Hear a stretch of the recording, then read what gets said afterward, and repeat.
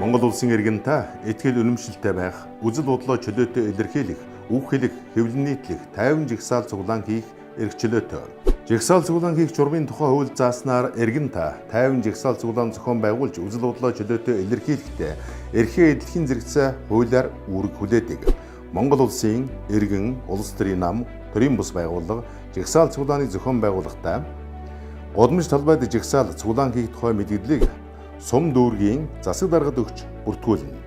Жигсаал цуглаан хийхээр төлөвлөсөн гудамж талбай нь 2 буюу түүнээс дээш сум дүүргийн хэлийн зэс хамаарах газар нутгийг хамарч байгаа бол мэдээллийг аймаг нийслэлийн засаг даргад өгч бүртгүүлнэ.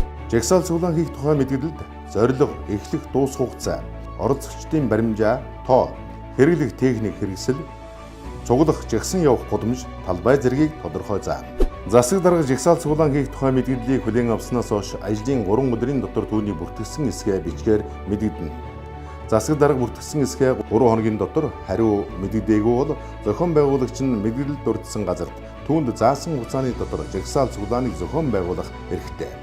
Жигсаал цуглаанд оролцогч та хууль ёс жигсаал цуглаанд оролцохгүй байх, хууль тогтоомж, нийгмийн хэв журмыг чанд сахин биелүүлж, аливаа хэлбэрээр хүч хэрэглэхгүй байх, зохион байгуулагчийн ёс зүйн шаардлагыг ёслон биелүүлэх, алан гүйтэн зэвсэг, хорт болон тесэрч дэлбэрэх бодис, орчин тойрондоо хүний амнаас эрүүл мэндэд аюул учруулж болох үс аливаа зүйл амтан авч явахгүй байх. Цогтууруулах хундаа мансууруулах болон хорт бодис хэрэглэхгүй байх. Сэтгцийн өвчтөе хүнийг дагуулж явахгүй байх.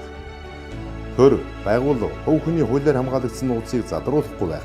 Жигсаал цуглааны үеэр хэлсэн үг, нийтэд тараасан мэдээллийнхаа үнэн зөвийг бүрэн хариуцах. Жигсаал цуглааныг хувь хүний нэр төр алдар хөндийг гутаан доромжлох зорилгод ашиглахгүй байх.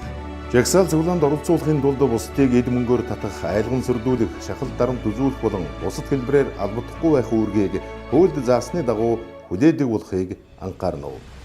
Үг хэлэх, үзэл бодлон илэрхийлэх эрх иргэн тэнд байгаач бусдын эрх эрхчлөөнд халтгаас сэргийлж хуулийн дагуу жигсаал цуглааныг зохион байгуулах, оролцох үүрэгтэй гэдгийг бид мэдэх ёстой.